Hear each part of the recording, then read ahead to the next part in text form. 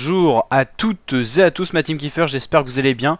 Aujourd'hui pour cette nouvelle vidéo, on se retrouve pour le résumé complet de l'étape 5 de la Vuelta 2022.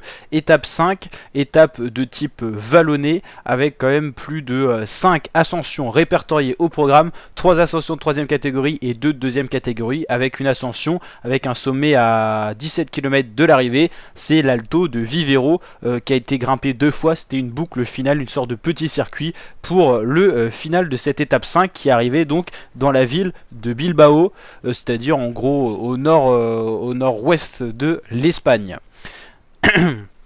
On a une échappée qui s'est détachée, comme on l'avait dit dans la présentation de l'étape, une étape qui pouvait satisfaire les baroudeurs. Ça a bien été le cas, à 22 km de l'arrivée, 5 minutes d'avance pour l'échappée, avec un homme quand même qui s'est isolé en tête, avec des poursuivants derrière. C'est James Stewart pour la FDJ qui s'est isolé à l'avant. Alors pourquoi cette stratégie de la part de la FDJ? C'est tout simplement qu'on a Rudy Mollard qui est dans l'échappée, et c'est le coureur le mieux classé au général, qui peut prendre le maillot rouge. Mais on a un autre coureur, Bahreïn, Fred Wright, qui est très bien placé au général aussi, donc il peut prendre le maillot rouge. Donc James Stewart attaque pour prendre déjà les possibles modifications en haut de l'avant-dernière difficulté du jour, et possiblement l'arrivée s'il gagne l'étape. On va regarder un petit peu l'effectif de l'échappée. Ils étaient encore plus nombreux que ça au début de la journée, mais il y en a certains qui ont lâché, notamment Alessandro De Marchi, pour citer que lui. Voilà l'effectif de l'échappée qui reste. Rudy Mollard, le mieux classé au général, 58 secondes. Fred Wright, il est donc à 4 secondes de Rudy Mollard au général à 1,02.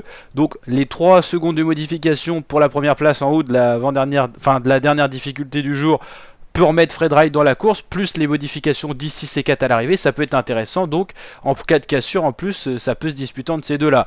Nikias Arndt 2,05, c'est un peu plus loin, en plus lui c'est un sprinter, donc pas très dangereux s'il y a une cassure dans la bosse.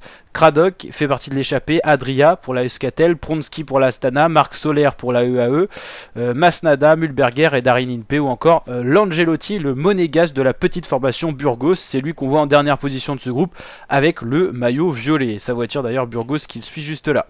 James Stewart, il a 41 secondes au pied de la bosse, on est à 18 km de l'arrivée, 4 km, donc le sommet sera à 14 km de l'arrivée. Le peloton à 5,09, on sait désormais que la victoire elle va se jouer devant et pas dans le sein du peloton maillot rouge. Le maillot rouge, Primož Roglič, tranquille aujourd'hui. La Jumbo qui va laisser filer le maillot rouge, c'est pas très préoccupant, il n'y a pas de grand coureur de général à l'avant. James Stewart qui résiste bien, derrière ça attaque, c'est Ardila pour la petite formation, Ken Pharma qui attaque, Fred Wright qui attaque à plusieurs reprises, Darin Impey lâché, Marc Soler également.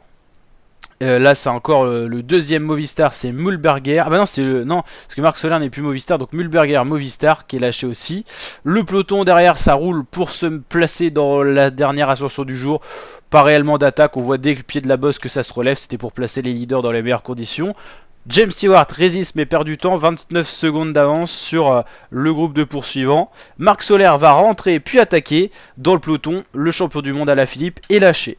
Marc Soler qui a bien percé et qui a bien attaqué en poursuivant derrière James Stewart. Fred Wright lui relance dans le groupe, troisième groupe de l'échappée on va dire, suivi de près par Rudy Mollard qui le tient à la roue. C'est plutôt bien joué parce que ça préserve les modifications de l'ascension comme on l'a dit. James Stewart, profil de sprinter qui va se faire attraper très vite par Marc Soler qui va directement le décrocher, ça va pas faire de pli. Marc Soler qui est donc très bien parti avec une dizaine de secondes d'avance sur le groupe des poursuivants. Le voici ce groupe là qui reprennent d'ailleurs le britannique de la formation FDJ. Marc Soler qui va donc passer en première position en haut de la difficulté du jour. Le deuxième à être passé c'est Rudy Mollard qui a donc pris 2 secondes de modification, et Langelotti, le monégasque de la formation Burgos. Voilà. Donc le classement de la montagne, c'est donc Langelotti qui a 13 points et qui va être meilleur grimpeur de cette Vuelta pour le moment. Le groupe de poursuivants qui se regarde un peu, il y a 11 secondes d'avance pour Marc Soler, rien n'est fait. Le groupe de poursuivants constitué de Fred Wright, Rudy Mollard qui suit Fred Wright de près pour le général, vous l'avez compris, et le maillot rouge, James Stewart, Lawson Craddock ou encore Langelotti. Ça va rattaquer à plusieurs reprises. James Stewart qui a fait beaucoup d'efforts, qui était parti tout seul, va être lâché. Et Marc Soler poursuit. Ça cale un peu, mais 5 km de l'arrivée, toujours 9 secondes. Marc Soler, il est juste là. Et voici le groupe de poursuivants. Un autre groupe va réussir à intégrer ce groupe-là. Et il va y avoir un regroupement 10 coureurs à l'avant. Le peloton, toujours aussi calme à l'arrière. Pas grand chose à signaler. Marc Soler passe sous la borne du dernier kilomètre, toujours avec très peu d'avance sur les poursuivants. Ça se marque un peu à l'arrière. C'est très bien parti pour Marc Soler qui peut aller s'imposer. Il va aller s'imposer pour cette étape. Victoire pour la UAE Emirates. Deuxième Daryl Impey, troisième Fred Wright et quatrième Rudy Mollard. C'est-à-dire que Rudy Mollard va être maillot rouge, le français de la formation FDJ pour la deuxième fois de sa carrière. Rudy Mollard avait porté 4 jours le maillot rouge au Tour d'Espagne 2018 pour pas dire de bêtises, et tout simplement c'était à l'issue de l'étape 5 sur la Costa Brava qu'il avait pris ce maillot rouge sur une étape toute plate.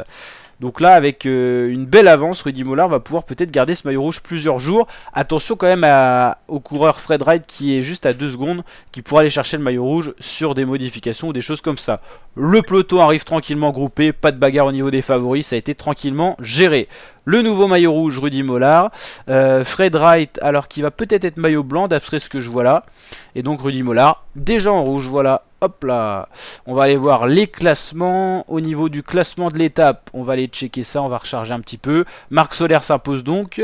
Victoire espagnole sur le Tour d'Espagne. Daryl Impey fait 2. Fred Wright fait 3, va prendre 4 secondes de modification. Rudy Mollard 4ème. Craddock, Arndt, Langelotti, Pronsky, Mühlberger, Oliveras. Voici après les rescapés de l'échappée, il y en avait un petit peu partout, hein. Notamment Jan Backlands qu'on peut voir là, ou encore Jake Stewart.